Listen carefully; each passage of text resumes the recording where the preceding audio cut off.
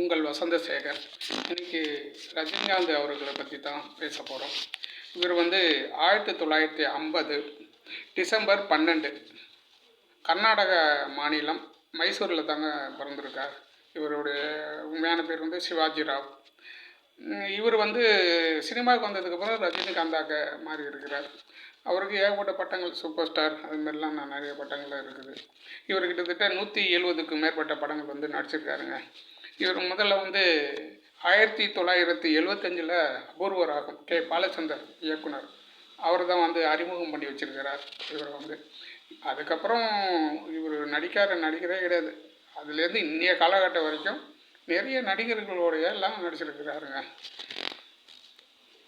இவர் கதாநாயகிலாம் அன்றைய காலத்துலேருந்து ஸ்ரீதேவி, ராதிகா, ஸ்ரீபிரியா அதுலேருந்து ஆரம்பித்து இன்றைக்கி வரைக்கும், இன்றைக்கி இருக்கிற கதாநாயகிகள் வரைக்கும் நடிச்சிருக்கிறார். ஒரு ராசியான நடிகருங்க இவர் மட்டும். இவர் படத்தை வாங்கினாலே இவங்களுடைய ரசிகர் கூட்டம், இவருக்குன்னு ஒரு தனி கூட்டங்க ரஜினிகாந்த் அவர்களுக்கு. அப்படி ஒரு எப்படி சொல்லுவாங்க, வெறித்தனமான ஒரு ரசிகர்கள். அப்படி இவர் பயங்கர இவருடைய நடிப்பு இதை பற்றி அவங்க மட்டுமே ரசித்து பார்க்கக்கூடிய ஒரு ரசிகர்கள். அப்படி ஒரு ரசிகர்கள் வெறித்தனமாக இருந்தார். ஒரு காலகட்டத்தில் இவங்க தமிழ்நாட்டு அரசியலை மாற்றத்துக்காக கூட ஒரு இருந்தது, எல்லாரும் எதிர்பார்த்தாங்க. அதுக்கு பின்னாடி அவர் கைவிட்டு விட்டார்.